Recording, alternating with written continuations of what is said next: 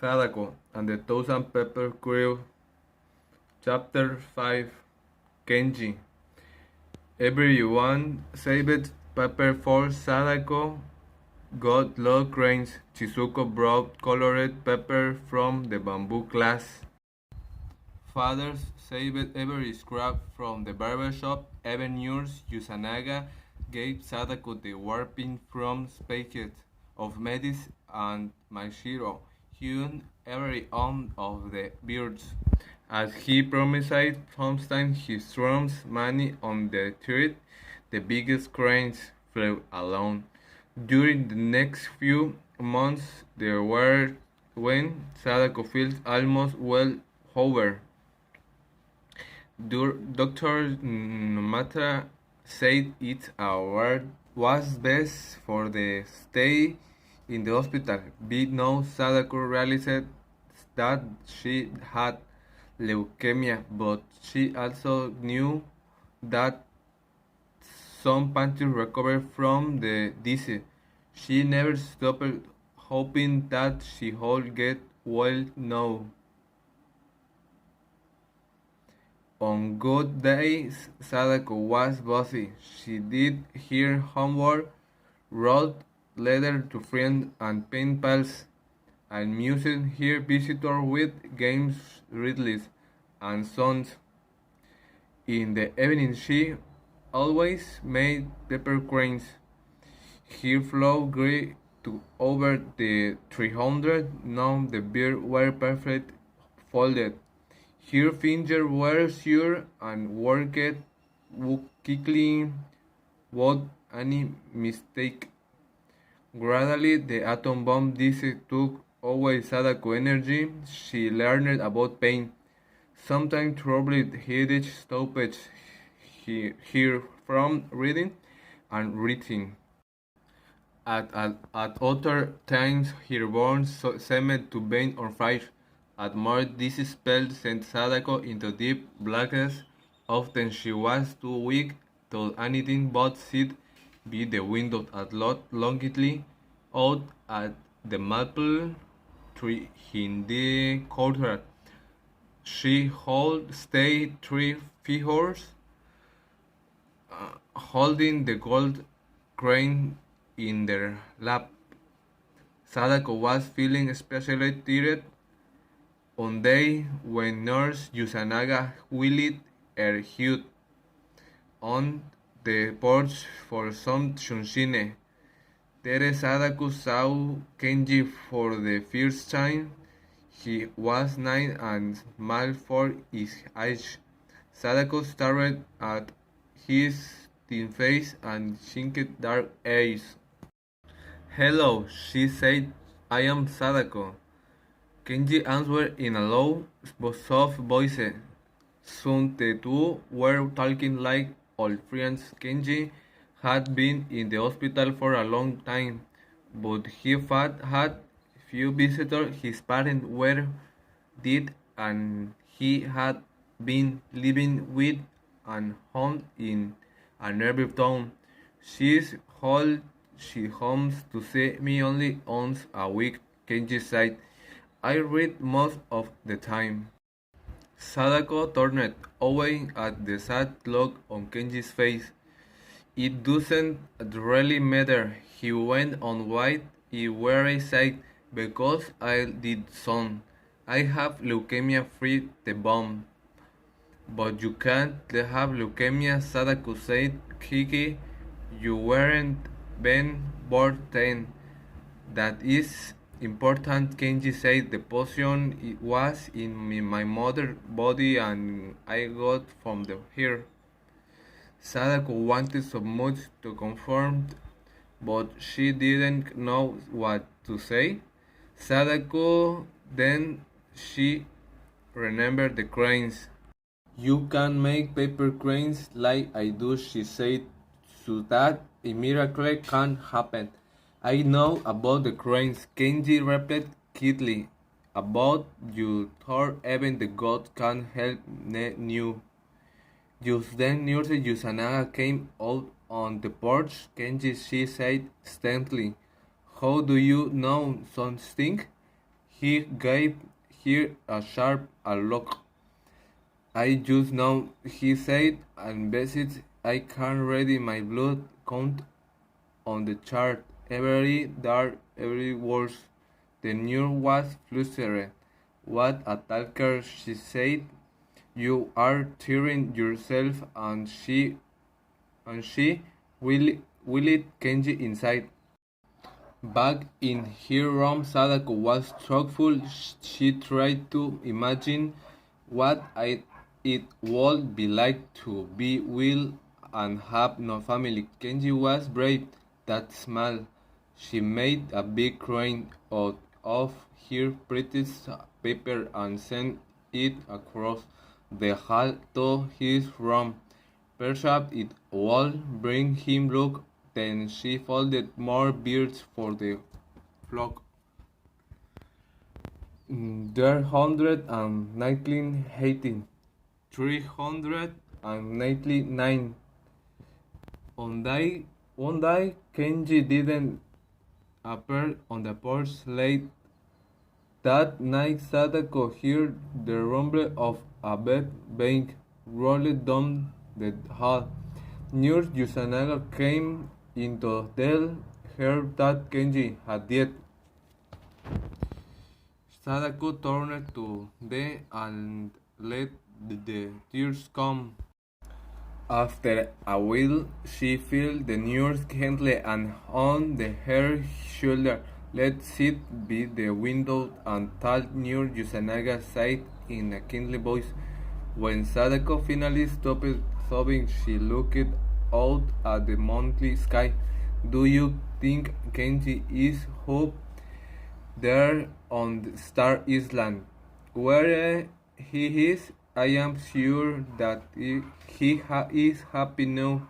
The nurse said he has shed that did this body and his spirit is free. Sadako was kept listening to leaves on the maple tree rustle in the wind. She said, I am going to the next errand. Of course not, Nurse Yusanaga answered. Read a firm shake of her head. She spread some colored paper on Sadako's bed. Come and let me see.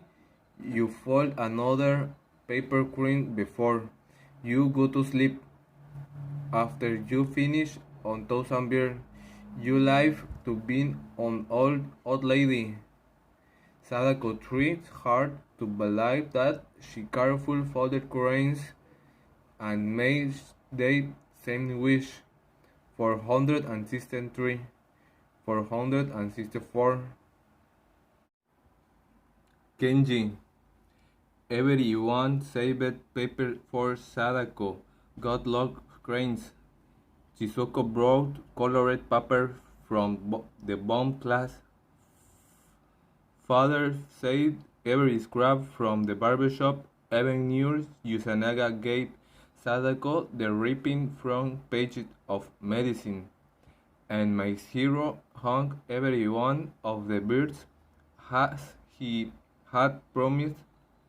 Sometimes he threw many on the street. The biggest cranes flew along.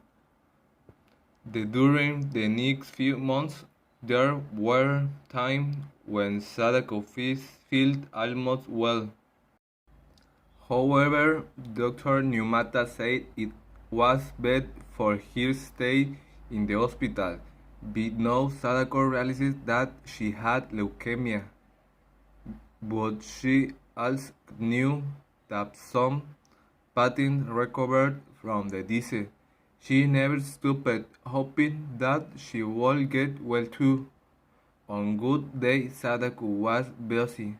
She did her homework, wrote letters to friends and pen pals, and amused her visitors with games, riddles, and so on. In the evening, she always made pepper grains. Her flock grew to over 300. Now the birds were perfectly folded. Her fingers were sure and worked quickly. I won a mistake. Gradually, the atom bomb dissected took away Sadako's energy. She learned about pain. Sometimes trouble he stopped her from reading and writing. At other, her bones seemed to be on fire, and more this spell sent Sadako into deep blackness. Often she was too weak to do anything but sit by the window and look longingly out at the maple tree in the courtyard. She would stay there for hours, holding the gold crane in her lap. Sadako was feeling especially tired on day when Nurse Yusanaga walked her out on the porch for some sunshine. There Sadako saw Kenji for the first time. He was 9 and smiled for his age. Sadako stared at his thin face and shiny dark eyes. "Hello," she said. "I am Sadako." Kenji answered in a low, soft voice. Soon the two were walking like old friends.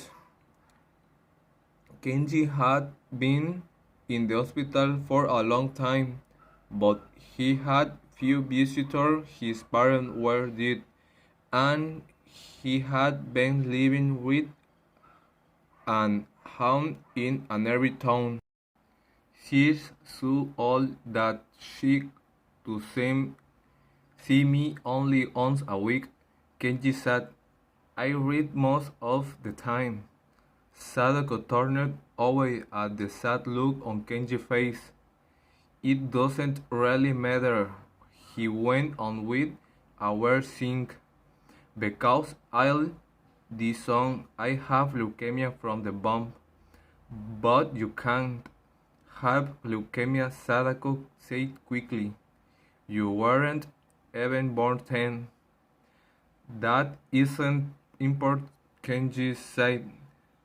"The potion was in my mother's body, and I got it from here." Sadako wanted so much to comfort him, but she didn't know what to say. Then she remembered the cranes. "You can make paper cranes like I do," she said, "so that a miracle can happen." "I know about the cranes," Kenji replied quietly, "but it's too late. Even the gods can help me new." Just the nurse Yusanaga came out on the porch. Kenji said sternly, "How do you know such thing?" He gave her a sharp look. "I just know," he said, "and visit I can read my blood count on the chart. Every day it gets worse." The nurse was flustered. "That a talker," she said.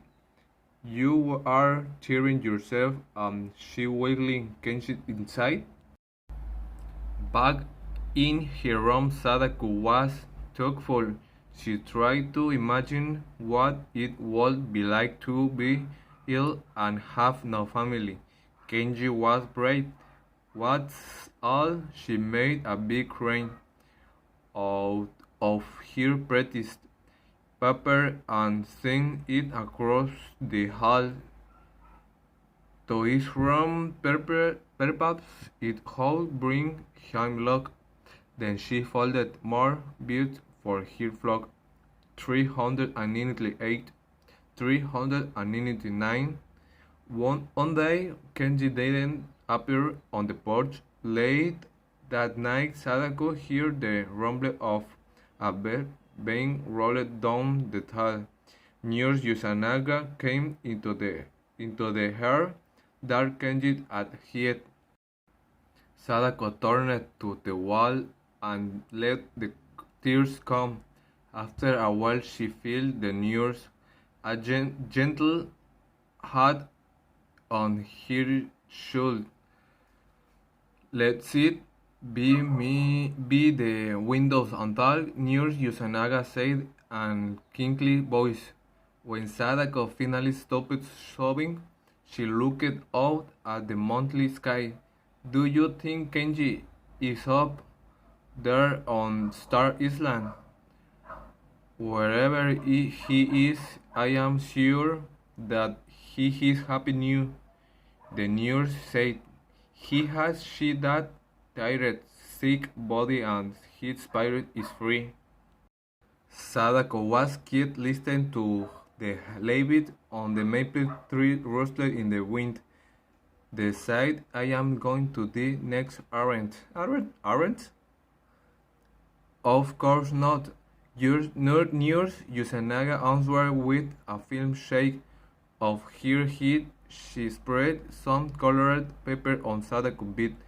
Come and let me see you fold another paper crane before you go to sleep. After you finish on Thousand Beers, you live to be on old lady. Sadako tried hard to believe that she carefully folded cranes and made the sandwich. 463, 464.